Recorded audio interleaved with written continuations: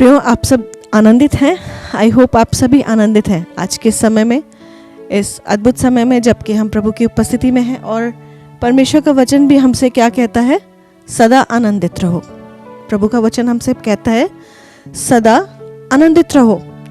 और ऐसा ही तो हम में से हर एक कोई व्यक्ति चाहता है कि हम अपने जीवन में आनंदित रहें। हम भी तो यही चाहते हैं कि प्रत्येक समय में हम क्या करें? हम आनंद करें। और अपने आनंद के अलग अलग सोर्सेस को हम अपने अकॉर्डिंग ढूंढ लेते हैं, अपने अनुसार अपने अपने आनंद के स्रोतों को हम ढूंढ लेते हैं अपनी अपनी रुचि के अनुसार। बहुत सारी बार हमारे जो आनंद के सोर्स होते हैं मोस्टली वो इस दुनिया की चीज़ों में पाए जाते हैं। कई बार वो हमारे मोबाइल्स होते हैं जिसमें हम अपने आनंद को ढूंढते हैं। कई बार हमारे फ्रेंड्स होते हैं, हमारे रिलेटिव्स होते हैं, हमारी संगतियाँ होती हैं। कई बार हम अपने टूर्स और ट्रिप्स को प्लान करते हैं आनंद ढूंढने के लिए। कई बार कुछ भी नहीं और मिलता तो हम गॉसिप करने के लिए स्टार्ट हो जाते हैं कि हम उसमें आनंद पाएं, व्यर्थ की बातों में आनंद पाएं। हम ठट्ठों में बैठ जाते हैं उन मंडलियों में जहाँ पे हंसी मजाक हो रहे होते, व्यर्थ की बातें हो रही होती, डबल मीनिंग चीज़ें हो रही होती, लेकिन उनमें हम अपने आनंद को पाते हैं। कई बार हम पॉलिटिक्स की बातें करते हैं, कई बार हम दूसरों के लिए षड्यंत्र रचने की बातें करते हैं, या बहुत अलग अलग तरह के हम हो सकता है मूवीज़ पर, पिकनिक्स पे जाना पसंद करते हों। अपने एंटरटेनमेंट के लिए बहुत सारे सोर्सेज हम अलग अलग तरीके से ढूंढते हैं। नो डाउट प्रभु हमसे कहता है कि हम क्या करें? हम आनंद करें। लेकिन वो आनंद किस प्रकार से हम करें, प्रभु हमें वो भी सिखाता है। आजकल एक और नया दौर है एंटरटेनमेंट का, आनंद का एक और नया सोर्स लोगों ने ढूंढा है। आजकल नहीं कहना चाहिए, पुराना ही सोर्स है, ढूंढा गया है। क्या करते हैं? हम लोगों की लाइफ को ऑब्जर्व करना स्टार्ट कर देते हैं, है ना। जो हमारे आसपास के लोग होते हैं जिनसे हम कनेक्टेड होते हैं किसी तरह से, चाहे वो हमारे वर्किंग प्लेस पे हो या हमारे परिवार में हो, अड़ोस पड़ोस में हो, किसी न किसी के जीवन पर हम पूरी रिसर्च करना या उसको ऑब्जर्व करना स्टार्ट कर देते हैं। मैटर करता है उसके पीछे का मोटिव। क्या मैटर करता है? कि हम किसी भी व्यक्ति की लाइफ को ऑब्जर्व क्यों कर रहे हैं। अगर हम उससे कुछ अच्छा सीखने के लिए उसके जीवन शैली को देख रहे हैं, उसकी आदतों को देख रहे हैं, उसकी दिनचर्या को देख रहे हैं, तो कुछ बुरा नहीं है, कुछ अच्छा अगर हम उसमें पाते हैं। लेकिन होता क्या है, जनरली कुछ अच्छा सीखने के लिए ऑब्जर्व नहीं करते, उसके ऊपर अपनी आंखें टिकाकर नहीं रखते, बल्कि हम तलाश करते हैं उन मौक़ों की जहाँ वो कमज़ोर पाया जाता है। हम तलाश करते हैं अक्सर उन समयों की जब वो कहीं गिर जाता है, जब वो किसी परेशानी में गिर जाता है, या कुछ विपत्ति या कुछ गड़बड़ी उसके जीवन में, उसके फैमिली में, उसके बच्चों में पाई जाती है। उस मौके की हम तलाश करते हैं और वो समय हमारे लिए हम आनंद का समय ढूंढते हैं कि उन बातों को, जो उसकी पर्सनल बातें हैं, उन बातों को हम पब्लिक करते हैं, उन बातों को हम मंडलियों में शेयर करते हैं, ठट्ठे करते हैं, आनंद करते हैं। क्या इस तरह का आनंद परमेश्वर हमारी लाइफ में हमसे चाहता है? हम फ़ोनों को उठाते हैं, लोगों से बातचीत करते हैं, अरे तुमने सुना, देखा उसके घर में क्या हो रहा है, उसके लाइफ में क्या हो रहा है, उसकी बेटी के साथ क्या हो रहा है, उसके बेटे के साथ क्या हो रहा है, उसकी जॉब में क्या हो रहा है। इस तरह की बातें हम मंडलियों में और फ़ोनों पे किया करते हैं, आनंद पाते हैं। क्या ये सच्चा आनंद है? क्या प्रभु हमसे इस तरह आनंदित रहने के लिए कहता है? नहीं प्रियो, प्रभु हमें सिखाते तो हैं आनंद करने के लिए, आनंदित रहने के लिए, लेकिन प्रभु का वचन कहता है प्रभु में सदा आनंदित रहो। क्या बात कही गई है वहां? प्रभु में सदा आनंदित रहो। आनंद का सोर्स क्या है? आनंद, ये बात जरूरी है कि आनंदित हम रहें, लेकिन उसके लिए उतना ही इम्पोर्टेंट ये भी है कि वो आनंद हमारे लिए हम किस सोर्स से उसको अपने जीवन में लेकर आ रहे हैं। ये बात बहुत ज़रूरी है।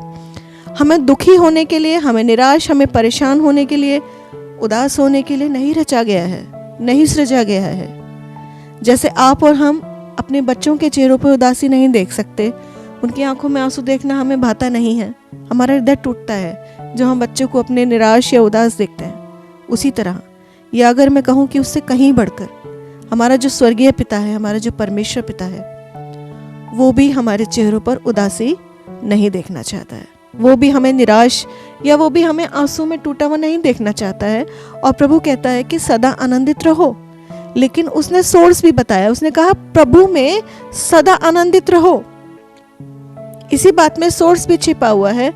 दो प्रकार यहाँ इसी वर्ष में बताए गए हैं किस तरह से हमें आनंदित रहना है। हमें आनंदित रहना है प्रभु में, और हमें आनंदित रहना है सदा। प्रभु का वचन यहाँ ये तो हमसे नहीं कहता कि तुम कभी किसी प्रकार की परीक्षा में, परेशानी में, समस्या में नहीं गिरोगे, आनंदित रहने पाओगे। नहीं, इस तरह की बात नहीं लिखी है। बल्कि क्या कहा गया है? सदा आनंदित रहो, चाहे जो भी कंडीशंस हो, चाहे लाइफ में अप्स एंड डाउन्स हो। वचन हमसे ये भी कहता है कि परीक्षाओं का आना तो तय है, अप्स एंड डाउन्स तो आएंगे ही, लेकिन जैसी भी परिस्थिति हो, वचन हमसे कहता है सदा आनंदित रहो। और सदा आनंदित हम कैसे रह सकते हैं? जब मन बहुत बेचैन है, जब बहुत सी, सपोज घर में कोई बीमार ही पाया जाता है, या फाइनेंशियल क्राइसिस ही पाए जाते हैं, जॉब नहीं है, मैरिज नहीं है, या बहुत सी परेशानियां आज के लाइफ में हम लोग अपने अपने परिवारों में, अड़ोस पड़ोस में पाते हैं। सवाल यह है कि जो भी विपरीत परिस्थितियां हैं, जो अच्छी परिस्थितियां हैं, उसमें हर कोई आनंदित होता है, लेकिन जब परिस्थितियां विपरीत हैं तो आनंदित कैसे रह सकते हैं? प्रभु का वचन कहता है प्रभु में सदा आनंदित रहो। वो आनंद जो विपत्तियों में भी हमें अपने आनंद से भरता है, वो बातें जो विपत्तियों में भी हमें आनंदित कर सकती हैं, वो हम प्रभु में पाते हैं। वो प्रभु की संगति में पाते हैं, प्रभु के वचनों में पाते हैं, उसके वायदों में पाते हैं, जो वो हमसे कहता है कि वो कभी नहीं छोड़ेगा, जो वो हमसे कहता है कि उसकी जो कल्पनाएं हैं वो हमारे भले के लिए हैं, वो हमारी भलाई के लिए हैं।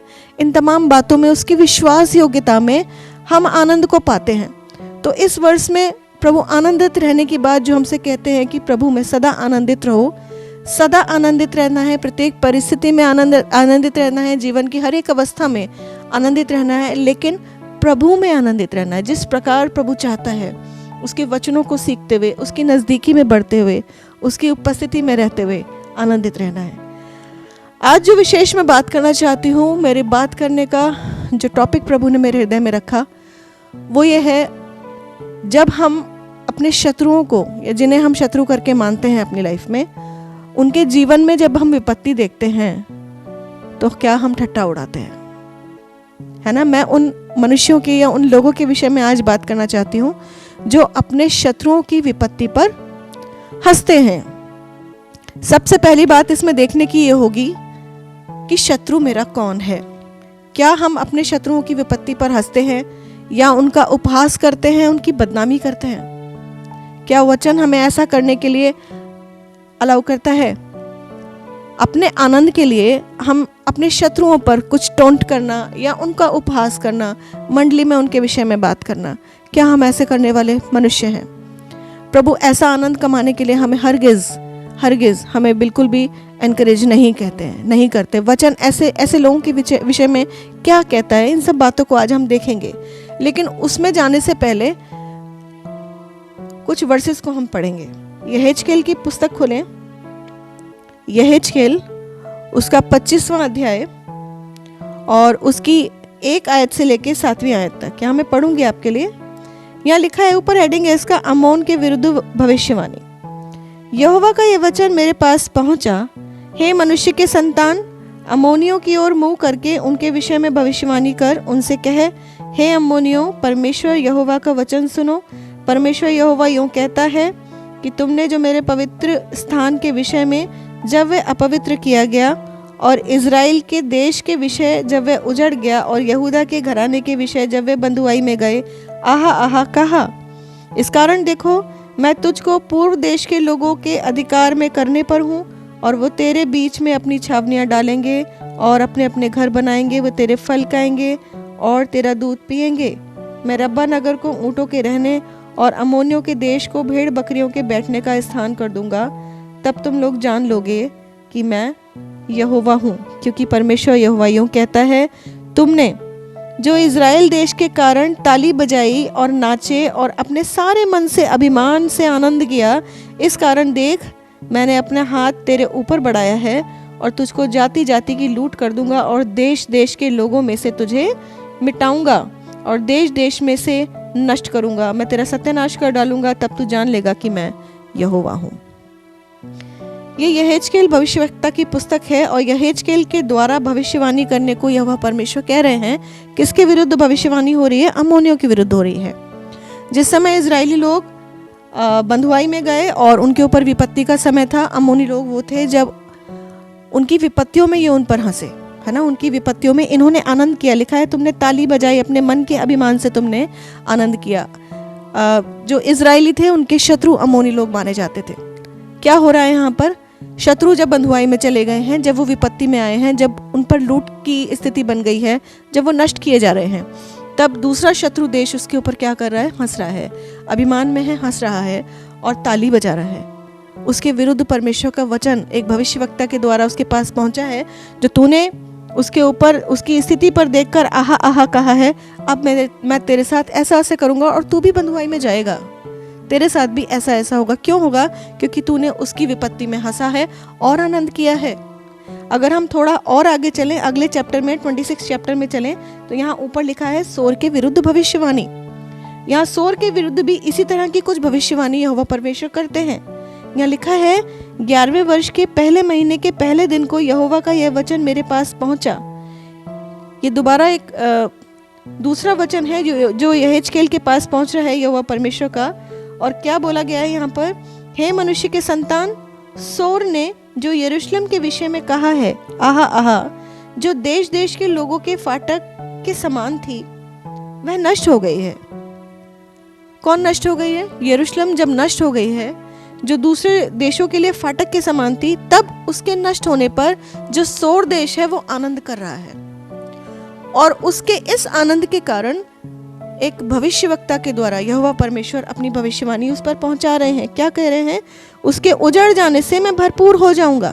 सोर ने कहा है ये यरूशलेम के विरुद्ध कि जब यरूशलेम उजड़ गया है, अब उसके उजड़ने से मैं भरपूर हो जाऊंगा।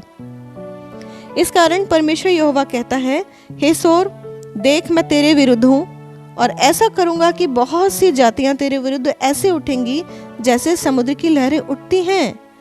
वे सोर की शहरपनाह को गिराएंगी और उसके गुम्मटों को तोड़ डालेंगी, और मैं उस पर से उसकी मिट्टी खुरच कर उसे नंगी चट्टान कर दूंगा। वह समुद्र के बीच जाल फैलाने का स्थान हो जाएगा, क्योंकि परमेश्वर यहोवा की यह वाणी है। और वह जाति जाति से लुट जाएगा, और उसकी जो बेटियां मैदान में हैं वह तलवार से मारी जाएंगी। तब वे जान लेंगे कि मैं यहोवा हूँ। ये वर्सेस बताने के लिए काफ़ी हैं अपने आप में कि जब हम अपने शत्रुओं पर, उनकी विपत्तियों पर हंसते हैं, तो वो परमेश्वर को नहीं भाता, और परमेश्वर उस समय उसके लिए एक दंड की घोषणा वहाँ पर करते हैं। कुछ ऐसा ही है, कुछ बिल्कुल इसी तरह का ही है जो एदोम ने किया है और इजराइल के विरुद्ध किया है। इसको हम पाते हैं ओबद्याह की पुस्तक, उसके 10वीं आयत से लेकर मैं पढ़ूंगी, थोड़ी सी आयतें हैं यहाँ पर, जो एदोम के विरुद्ध भविष्यवाणी ओबद्याह नबी के द्वारा करी गई है, यहोवा परमेश्वर ने कराई। यहाँ लिखा है, हे एसाव, उस उपद्रव के कारण जो तूने अपने भाई याकूब पर किया। एसाव और याकूब भले ही दुश्मनी आगे जाके इनकी पीढ़ियों में रही, लेकिन भाई के रूप में जाने जाते हैं। परमेश्वर आज भी उन्हें भाई करके देखता है। यहाँ क्या लिखा है? एसाव, उस उपद्रव के कारण जो तूने अपने भाई याकूब पर किया, तू लज्जा से ढंपेगा और सदा के लिए नाश हो जाएगा। जिस दिन परदेशी लोग उसकी धन संपत्ति छीन कर ले गए और पराये लोगों ने उसके फाटकों में घुसकर यरूशलेम पर चिट्ठी डाली, उस दिन तू भी उनमें से एक था। जब याकूब के ऊपर, जब इजराइल के ऊपर विपत्ति आई और दूसरे लोग उसे लूट कर ले जा रहे थे, तब तू भी उनमें से एक था जो उसे लूट रहे थे। परंतु तुझे उचित नहीं था कि तू अपने भाई के दिन में, अर्थात उसकी विपत्ति के दिन में उसकी ओर देखता रहता और यहूदियों के विनाश के दिन उनके ऊपर आनंद करता और उनके संकट के दिन बड़ा बोल बोलता। ये तेरे लिए उचित नहीं था कि जब वो संकट में थे तब तू उनके खिलाफ बड़ा बोल बोलता, तू आनंद करता। ऐसा बिल्कुल भी तेरे लिए उचित नहीं था। तुझे उचित नहीं था कि मेरी प्रजा की विपत्ति के दिन तू उसके फाटक में घुसता और उसकी विपत्ति के दिन उसकी दुर्दशा देखता रहता और उसकी विपत्ति के दिन उसकी धन संपत्ति पर हाथ लगाता। तुझे उचित नहीं था कि तिरमुहाने पर उसके भागने वालों को मार डालने के लिए खड़ा होता और संकट के दिन उसके बचे हुओं को पकड़वाता। ये परमेश्वर की वाणी है प्रियो, उन जगहों के खिलाफ, उन देशों के खिलाफ जो अपने शत्रु देशों की विपत्ति पर, नाशों पर, उनकी परेशानियों पर हंस रहे हैं और आनंद कर रहे हैं, ताली बजा रहे हैं और बल्कि उनकी दुर्दशा में सहभागी हो रहे हैं। ये बातें बाइबल से ही हमने जानी कि परमेश्वर उन लोगों को किस प्रकार देखता है। अब बात करना चाहूंगी मैं शत्रु। हम शत्रु किसे करके समझते हैं? दुनियावी रीति पर हम बहुत सारी बार अपने कुछ लोगों को शत्रु करके अपने मन में रखते हैं कि वो मेरा शत्रु है या वो मेरा दुश्मन है। लेकिन अगर हम उसकी डिटेलिंग में जाएं या उसके पास्ट में जाएं, उसकी पिछली बातों को देखें, तो वो व्यक्ति जिसको आज आप एक शत्रु की तरह देख रहे हैं, हो सकता है कभी वो आपका भाई था, जैसा अभी हमने यहाँ एसाव और याकूब का पढ़ा। हो सकता है वो कभी आपका कोई रिश्तेदार था, वो कभी आपका कोई दोस्त था, वो कभी आपका कोई अजीज था। लेकिन कुछ बातों के चलते, कुछ बुराइयों के चलते, कुछ कड़वी बातों के चलते, कुछ धोखों के चलते आज क्या हो गया है, आपस में एक दूसरे को शत्रु मान बैठे हैं। शत्रु माना क्यों गया है? क्योंकि वो कड़वाहटें मन से निकाली नहीं जा पाई हैं, शायद दोनों साइड से और शायद एक ही साइड से। वो कड़वाहट जो निकल जानी चाहिए थी, परमेश्वर के वचन के अनुसार अगर चलने वाले होते तो वो कड़वाहट निकल जानी चाहिए थी, तो वो शत्रुता की भावना जो मन में आज भी घर करे हुए है वो नहीं रहती। परमेश्वर ने हम सबको एक दूसरे का भाई बहन करके सृजा, लेकिन हमारी कड़वाहटों ने, हमारी बुरी आदतों ने एक दूसरे का शत्रु के रूप में हमें खड़ा कर दिया। बहुत सारी बार हमारी लाइफ में बहुत सारे टफ लोगों से हमारा सामना होता है। उन्हें हम शत्रु करके ना देखें तो ज़्यादा अच्छा है। उन्हें हम शत्रु करके ना देखें तो ज़्यादा अच्छा है। परमेश्वर ने सब चीज़ें हमारे लिए, हमारे सम्मुख, हमारी भलाई के लिए रखी है ना। प्रभु का वचन क्या कहता है? मेरे विचार सब क्या हैं? तेरी बुराई के लिए नहीं बल्कि तेरी भलाई के लिए ही है। अगर कुछ लोग हमारे लिए टफ चीज़ों को क्रिएट करते हैं, डिपेंड करता है हमारा रिस्पॉन्स उनके लिए कैसा है। अगर हम वचन के अनुसार उनको माफ करते हुए अपने लाइफ में आगे बढ़ते हैं, उनके साथ अच्छी डीलिंग को रखते हुए आगे बढ़ते हैं, परमेश्वर के कैरेक्टर को अपनी लाइफ के थ्रू दिखाते हुए हम उसके साथ आगे बढ़ते हैं, ना सिर्फ हम अपनी लाइफ में एक स्पिरिचुअल स्ट्रेंथ को प्राप्त करते हैं, परमेश्वर की नज़रों में फेवर को प्राप्त करते हैं, बल्कि वो व्यक्ति जिसने हमारे लाइफ को टफ टाइम से होकर पास होने के लिए प्रमोट किया है, उसके लिए भी हम परमेश्वर की एक कैरेक्टर को उसके सामने प्रस्तुत करते हैं। उसकी लाइफ में भी एक बड़ा कार्य हो सकता है, ऐसा करके हम उसके जीवन में हमारे द्वारा कार्य करके हो सकता है, ऐसा हम करते हैं ऐसा करने से। लेकिन अगर इसके विपरीत हम उल्टा जाकर करते हैं, उनकी कड़वाहटों में पड़े रहते हैं, उन बातों में ही घिरे रहते हैं, और जैसा हमारा मन उनके विरुद्ध बात करने के लिए करता है वैसा ही करते रहते हैं, तो यहाँ हम शैतान को अवसर देते हैं। यहाँ हम क्या करते हैं? शैतान, एक तो हम परमेश्वर के वचन के विरुद्ध जा रहे हैं यहाँ पर, क्योंकि हम माफ़ नहीं कर पा रहे हैं, हम मन से कड़वाहटों को निकाल नहीं पा रहे। प्रभु का वचन माफ़ करने के लिए कहता है, शत्रु के लिए प्रार्थना करने के लिए कहता है, उसे भोजन खिलाने के लिए कहता है। अगर हम मन से कड़वाहट ही नहीं निकाल पा रहे हैं तो कैसे हम उसके प्रति प्रेम की भावना रख सकते हैं? कैसे हम उसके लिए प्रार्थना कर पाएंगे? कैसे हम उसे भोजन खिलाने पाएंगे? कैसे कर पाएंगे जब हम अपने मन से कड़वाहट ही नहीं दूर कर पा रहे? ऐसे समय में क्या करते हैं? न केवल हम परमेश्वर के वचन से बाहर आते हैं, हम दुष्ट को मौका देते हैं। किस प्रकार मौका देते हैं? हम अपने मन में उस व्यक्ति को शत्रु करके मानने लगते हैं, जबकि प्रभु का वचन बताता है शत्रु तो कोई और ही है। आए मेरे साथ निकालें इफिसियों की पत्री उसके 6 अध्याय की 12 पद में लिखा है, क्योंकि हमारा यह मल्लयुद्ध लहू और मांस से नहीं परंतु प्रधानों से और अधिकारियों से और इस संसार के अंधकार के हाकिमों से और उस दुष्टता की आत्मिक सेनाओं से है जो आकाश में है। प्रभु का वचन क्या बताता है? हमारा जो मल्लयुद्ध है वो लहू और मांस से नहीं, हमारा जो शत्रु है वो लहू और मांस में नहीं है। जो दूसरे हमारे साथ मनुष्य प्रभु ने भेजे हैं, इस दुनिया में रखे हैं, वो हमारे शत्रु नहीं हैं। लेकिन यहाँ हम गलती कर जाते हैं, कई बार उन्हें शत्रु करके देखने लगते हैं, जबकि वो हमारे लिए, हमें स्ट्रांग बनाने का जरिया करके शायद ठहराए गए हैं। वो इसलिए ठहराए गए हैं कि उनकी कड़वी बातों के द्वारा हम बहुत सारी चीज़ों को सीखें, हम स्ट्रेंथ को प्राप्त करें, हम परमेश्वर के फेवर को प्राप्त करें और हमारे जीवन के द्वारा उनके जीवन में प्रभु का कार्य होने पाए। लेकिन जब हम उन्हें शत्रु करके अपने जीवन में मानते हैं तो हम डिसीव हो रहे होते हैं। एक्चुअली हमारा टारगेट चेंज हो रहा होता है, हमें मिसगाइड किया जा रहा होता है उस समय, क्योंकि हम जो हमारा शत्रु है उधर से ध्यान हटाकर हम दूसरे व्यक्ति को जो वाकई में हमारा शत्रु है नहीं मानने लगते, और हम अपने गोल से, हम अपनी बातों से, हमारा जो वॉक होना चाहिए उससे हम डिस्ट्रैक्ट हो जाते हैं। हम उस समय डिस्ट्रैक्ट किए जा रहे होते हैं। ओवरऑल अगर हमारे मन में किसी के लिए शत्रुता नहीं है तो तो हमारे मन में किसी के लिए कड़वाहट नहीं है और कड़वे बोल भी फिर नहीं आएंगे। परमेश्वर पसंद नहीं करता कड़वी बातें किसी के लिए भी कहना, चाहे वो हम उसे शत्रु ही क्यों ना मानते हो, चाहे वो किसी भी परेशानी में हो। प्रभु चाहता है कि हम उसे माफ़ करें। बाइबल में उदाहरण हम देखते हैं, हन्ना और पिनन्ना का उदाहरण देखते हैं, जिनका एक ही हस्बैंड था। ये दोनों सौतन थी, है ना। शमूएल जिसकी माँ थी हन्ना, उनके पिता एल्काना, 2 पत्नियां हन्ना और पिनन्ना। पिनन्ना के बच्चे थे और हन्ना के नहीं थे। हर साल प्रतिवर्ष जाया करते थे ये परमेश्वर के भवन, और पिनन्ना उसे चिढ़ाती थी। हन्ना को किस लिए चिढ़ाती थी? क्योंकि उसके बच्चे नहीं थे। अगर इनके रिश्ते को देखा जाए, सौतन का रिश्ता था, शत्रु से कम नहीं था, और वो चिढ़ाती थी उसे। परमेश्वर ने सुधि ली हन्ना के आंसुओं की। बाइबल में कहीं नहीं लिखा कि पिनन्ना का आखिर उसके बाद क्या हुआ, परमेश्वर की तरफ से उसके पिनन्ना के लिए क्या न्याय ठहरा। लेकिन जब हम कुछ इसी तरह की बात सारा और हाजिरा के केस में देखते हैं, हाजिरा ये वो थी जो सारा की दासी थी, सब जानते हैं इस बात को अच्छी तरह से। और सारा ने खुद ही अब्राहम से कहा कि वो हाजिरा के द्वारा पुत्र उत्पन्न करे। लेकिन हाजिरा जब वो गर्भवती होती है तब वो सारा को तुच्छ जाने लगती है। उसी स्त्री को जिसने ऐसा अवसर उसके जीवन में लाकर दिया, वो उसी को तुच्छ जाने लगती है, उसी पर हंसने लगती है। और अंत में इन सब बातों का दुष्परिणाम हाजिरा को झेलना पड़ा। हाजिरा सताई गई और अपने पति से, उस घर से जहां वो रखी गई थी, अपने बेटे के साथ अलग कर दी गई। अभी पीछे हमने बहुत सारे देशों के विषय में विवरण पढ़ा।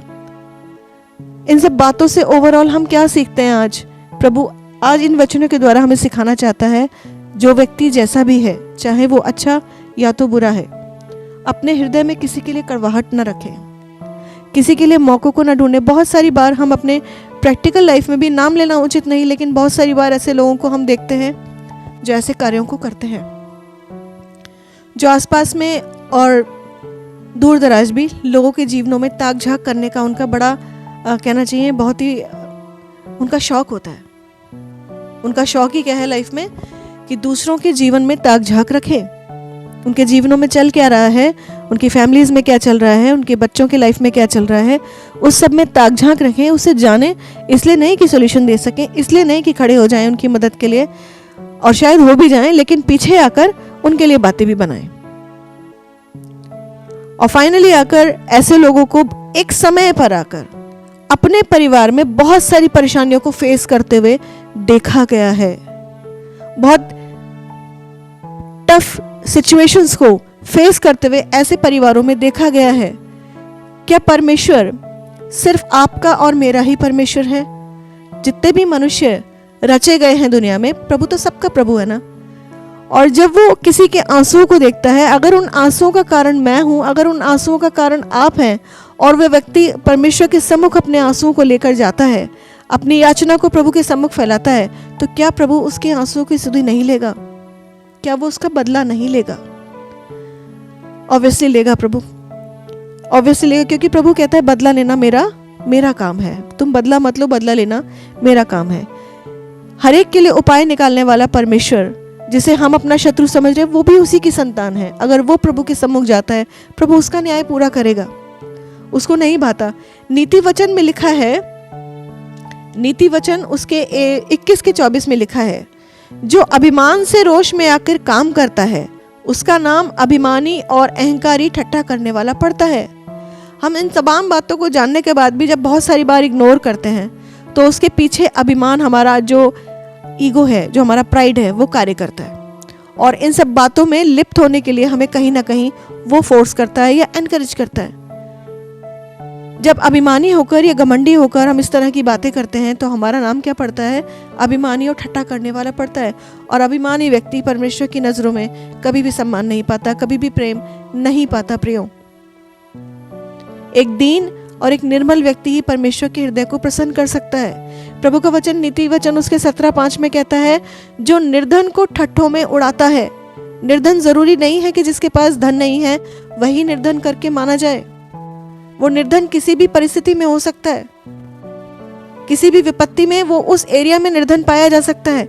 जो निर्धन को ठट्ठों में उड़ाता है, उसका अपमान करता है, उसका मजाक बनाता है, उसको मॉक करता है, वह उसके कर्ता की निंदा करता है, उस पर्टिकुलर पर्सन की आप निंदा नहीं कर रहे, एक्चुअली उसका कर्ता, उसका जो बनाने वाला सृष्टिकर्ता जो आपका भी करता है, उसकी निंदा कर रहे हैं, उसका ठट्टा कर रहे हैं। और जो किसी की विपत्ति पर हंसता वह निर्दोष नहीं ठहरेगा। वचन कहता है जो किसी की विपत्ति पर हंसता है वह निर्दोष नहीं ठहरेगा।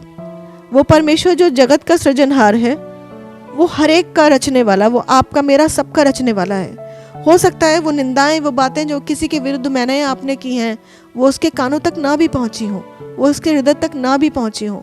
परमेश्वर जो मन की बातों को जांचता है, मन के विचारों को जानता है, वो मेरे मन की हर बात को जानता है, वो मेरे मुंह के शब्दों को जानता है, चाहे वो मैंने कितने भी एकांत में कहे हैं। और उनका हिसाब रखने वाला परमेश्वर है, उनको जानने वाला, उनको गुप्त में भी हर बात को सुनता और हिसाब रखने वाला परमेश्वर है। तो ऐसा करके इन बातों को अगर हम जानबूझकर या अनजाने में कर रहे हैं अपनी लाइफ में, ऐसा करके प्रभु के गुस्से को आमंत्रित न करें, उसके क्रोध को, उसके रैथ को आमंत्रित न करें, बल्कि उस प्योरिटी के साथ जिसके साथ प्रभु हमें चलने के लिए इनवाइट करते हैं, हमें अपनी ओर बुलाते हैं, उस प्योरिटी में बने रहने के लिए लॉर्ड से ग्रेस को मांगे। अगर कई बार हमारी लाइफ में इन कड़वाहटों के दौर से हम गुजर रहे हैं, कई बार हम महसूस कर रहे हैं लेकिन बाहर नहीं आ पा रहे हैं, परमेश्वर से सामर्थ को मांगना है, उस सामर्थ को, उस होली प्रेजेंस को मांगना है जिसमें ये तमाम बंधन टूटे और पूरी शुद्धता और प्योरिटी के साथ हम प्रभु की नजदीकी में बढ़ते चले जाएं। वो हमें इन बातों से, जो पाप ही एक्चुअली काउंट होती है, बचाने वाला परमेश्वर है, वो सुधि लेने वाला परमेश्वर है। आइए प्रियो, अपने हृदयों को जांचना और टटोलना शुरू करें। इससे पहले कि हम दूसरों की लाइफ को ऑब्जर्व करें, हम अपनी लाइफ को ऑब्जर्व करना स्टार्ट करें। अगर हम दूसरों की लाइफ को ऑब्जर्व भी करते हैं तो कुछ सीखने के लिए ऑब्जर्व करें, कुछ अच्छा सीखने के लिए ऑब्जर्व करें। उनकी कमियों से अगर सीख सकते हैं तो सीखें कि क्या कमी हमारे अंदर नहीं होनी चाहिए, उनकी अच्छाइयों से सीखे तो क्या सीखे कि हमारे अंदर क्या अच्छाई होनी चाहिए। और हमें सीखने के लिए एक बहुत बढ़िया चीज परमेश्वर ने हमारे हाथों में दी है, वो है परमेश्वर का कलाम। ये हमें वो सारी बातें सिखाता है जो इंसान नहीं सिखा सकते, उनके व्यवहार नहीं सिखा सकते। परमेश्वर का वचन हमें उन तमाम बातों को सिखाता है। पूरी ईमानदारी के साथ जब तक हम परमेश्वर के नजदीक नहीं आएंगे, हमारे विचार भी उसमें शामिल हैं। सिर्फ हमारे कार्य ही नहीं, सिर्फ हमारे शब्द ही नहीं, हमारे विचार भी पूरी तरीके से उसमें इन्वॉल्व है। तब तक हम परमेश्वर के हृदय को प्रसन्न नहीं कर सकते। हम तैयारी के दिनों में हैं और ये तैयारी उस प्योरिटी के बिना अधूरी है। परमेश्वर जो होली ऑफ होलीज है, वो हमें भी अपने स्वरूप में देखना चाहता है। उसने हमें सुंदर बनाया। उसने हमें कैसा बनाया प्रियो? उसने हमें अपने स्वरूप में बनाया। परमेश्वर सुंदर है और उसने हमें अपने स्वरूप में बनाया, उसने हमें सुंदर बनाया। मैं शारीरिक सुंदरता की बात नहीं कर रही, नो डाउट शरीर से भी परमेश्वर ने हम सबको सुंदर बनाया। उसने हमें मन से, हमें हृदय से सुंदर बनाया। लेकिन इस दुनिया में आकर, बहुत सारी बातों में उलझकर और बहुत सारे जेनेटिक कर्सेस में आकर, हम उन तमाम सुंदरताओं को परे करते हुए अपने अंदर बहुत सारी कड़वाहटों को और बहुत सारी बदसूरती को लेकर घूमते हैं। परमेश्वर फिर से हमें उस सुंदर रूप में देखना चाहता है। तभी तो कलीसिया का जो कंपैरिजन है वो दुल्हन से किया गया है। क्यों दुल्हन ही से किया गया है? क्यों दूल्हा और दुल्हन की ही बात की गई है कि दूल्हा आ रहा है और अपनी दुल्हन को लेने जाएगा? क्योंकि दुल्हन सुंदर है। दुल्हन कैसी है? वो सुंदर है। वो दूल्हे के आने के समय तक पूरी तरीके से सजी हुई रहती है। परमेश्वर उस समय जब वो लेने आएगा तो अपनी दुल्हन को तैयार पाएगा, सुंदर पाएगा। तैयार पाएगा, कैसे पाएगा? वो सुंदर पाएगा। कैसा सुंदर पाएगा?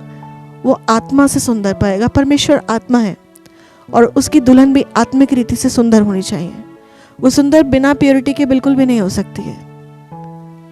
अगर हमारे विचार प्योर नहीं हैं, हम दूसरों के प्रति कड़वाहट को छोड़कर मीठे नहीं हो गए हैं। यीशु जो मीठा है, यीशु नाम कैसा है? मीठा नाम है। अगर वो मिठास मेरे और आपके भीतर नहीं पाई जाती, उस कड़वाहटों को दूर करके वो मिठास नहीं घोल पाई है आज तक, तो अभी मुझ में तैयारी बाकी है, अभी मुझ में कमियां बाकी है, अभी मुझे और सुंदर होना बाकी है और सजना बाकी है। अभी जो मेरा प्रभु मुझे मालूम नहीं कब लेने आ जाए, उसके आने से पहले उन तमाम बदसूरतियों को, उन सारे स्कार्स को, उन सारी खरोंचों को जो मेरे हृदय पे पाई जाती हैं, दूर करना आवश्यक है। परमेश्वर की आत्मा को इनवाइट करें और उनसे सहायता करने के लिए, अपने ऊपर नियंत्रण करने के लिए कहें। एक एक उन चीज़ों को जो मेरी लाइफ में गलत है लेकिन मैं नहीं समझ पा रही, मैं नहीं समझ पा रहा, उन बातों को मुझे दिखाएं कि मेरे जीवन में कहाँ किस किस एरिया में कमी पाई जाती है। उन्हें रेक्टिफाई करने के लिए, उन्हें दूर करने के लिए मुझे आशीषित करें। क्या मेरा जीवन आज भी किसी के प्रति कड़वाहट से भरा है? क्या कोई जीवन ऐसा है मेरे आसपास, कोई नाम ऐसा है मेरे आसपास जिसका नाम मेरे मस्तिष्क में आते ही मेरा मन कड़वा हो जाता है? ठहर जाएं, वही ठहर जाएं। प्रार्थना करें उस व्यक्ति के लिए भी और अपने लिए भी। प्रार्थना करें कि उस व्यक्ति का भी हृदय आपकी ओर से बदले, और अपने लिए भी प्रार्थना करें कि प्रभु आपके हृदय की जो कड़वाहट है उसके लिए उसको भी वो दूर करे। जब तक वो कड़वाहट नहीं जाएगी तब तक मिठास, तब तक परमेश्वर का स्वभाव आपके अंदर आ नहीं पाएगा। और कई बार ऐसा हम अपने आप से नहीं कर पाते हैं प्रियो। ज़रूरी है परमेश्वर की सामर्थ को इनवाइट करना, मांगना कि लॉर्ड हम में होकर वो कार्य को पूरा करे, हमें तैयार करे अपने दुल्हन के रूप में। आइए प्रार्थना करें।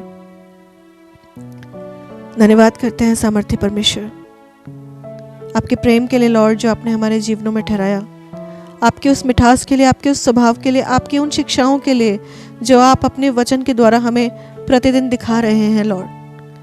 होने पाए पिता उन बातों को जिन्हें हम अपने जीवन में खुद ही नहीं जान पा रहे, आप में होकर उन्हें देख सकें, आप में होकर उन्हें जान सकें प्रभु जी, और आप में होकर उनसे बाहर आ सकें। परमेश्वर आपके कैरेक्टर में लॉर्ड, आपके स्वभाव में परिपूर्ण होने वाले हो सके।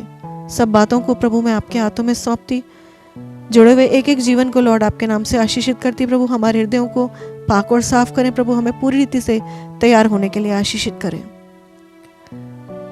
पिता इस मिनिस्ट्री को, पास्टर अभिषेक को और टीम मेंबर्स को, एक एक जीवन को लॉर्ड आपके नाम से ब्लेस करती हूँ। आपकी योजनाएं, आपकी इच्छाएं एक एक के द्वारा आने वाले समयों में भी पूरी होने पाए।